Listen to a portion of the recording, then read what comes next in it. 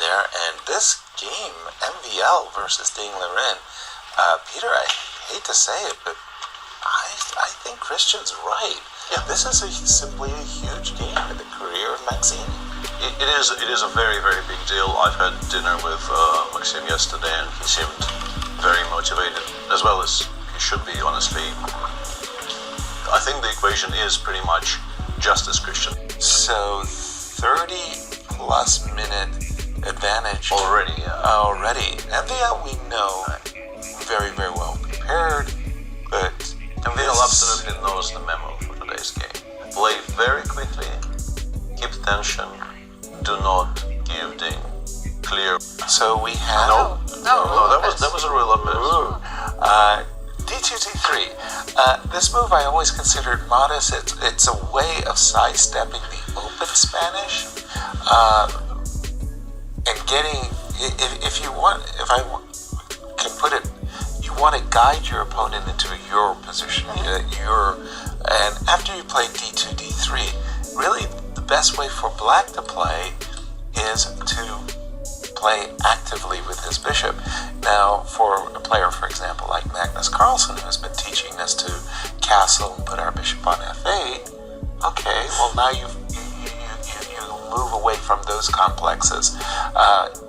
C2, C3 is a very important move in my estimation.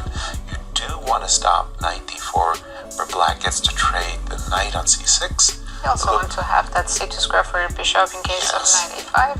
Exactly. You kind of you got a little escape Protect square. that bishop, yeah. Exactly. C2, C3, D7, D6, bishop to G5. Okay. H6, bishop, back to H4, and bishop A7. So that's one of those marvelously prophylactic moves, and this is where you confuse yourself. It's a Joko piano, and if this isn't a Joko piano, what is it? I don't know.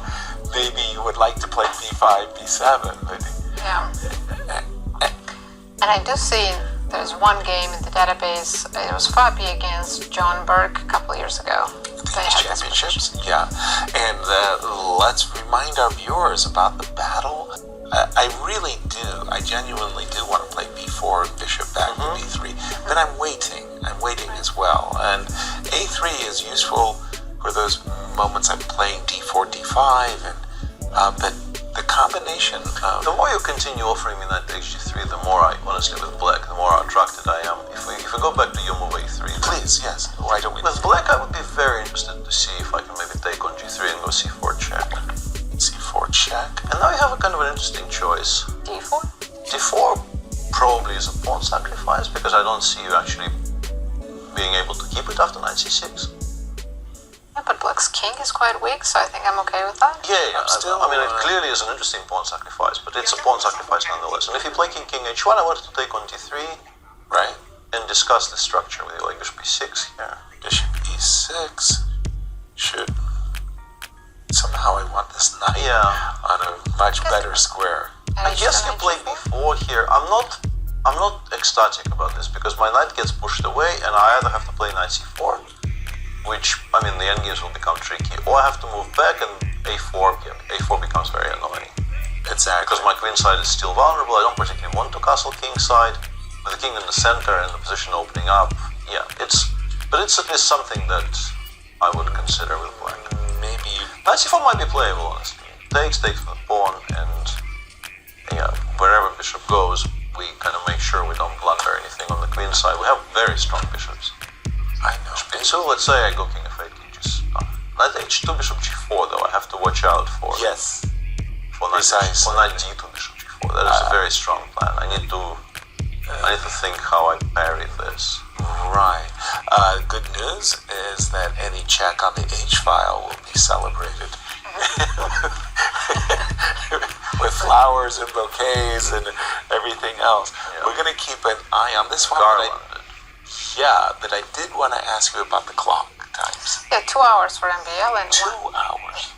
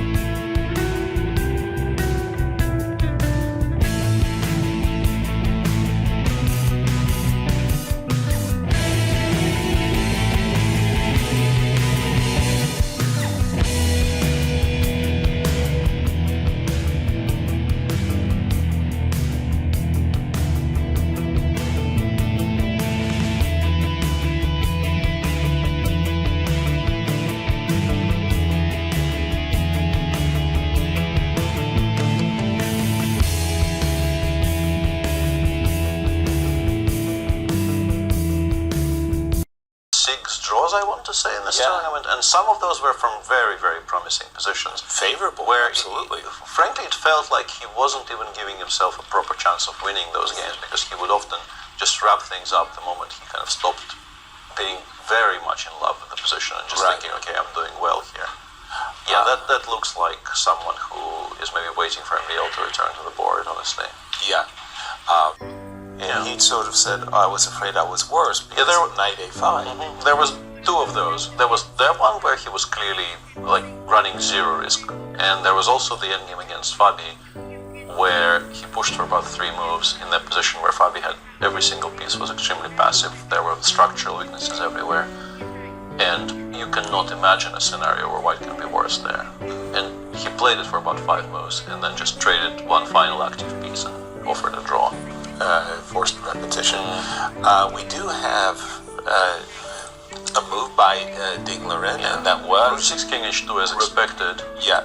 And I guess the only way to create at least some havoc is to go d5, queen e8, d4, which introduces the idea of some passers for black as well, but there has to be about 10 different ways of dealing with this. Yeah, d5 played. Yeah, I think it really is the only way to even ask a question here. He's doing the right thing, it's just that it's too late. again, this knight on d3 is pretty frightening. Queen d5 in order to make... Or rook g5, maybe the cleanest here is actually to play rook g5 and start trading the active pieces. Yep, and this is what MVL seems to be reaching for. Might be the final move of the game as well, because if you have to play d takes e4, you're just... And if I get to play d takes e3 and try to make a queen... No, I mean rook g5 instead of queen a8. Oh, pardon me. Apologies.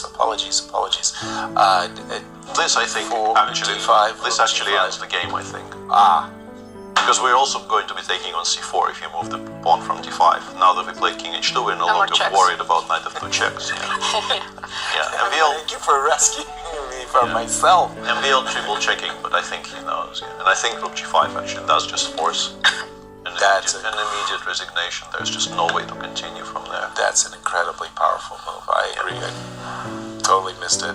He just played rook g5. Yeah, And this he- is, I think, the end.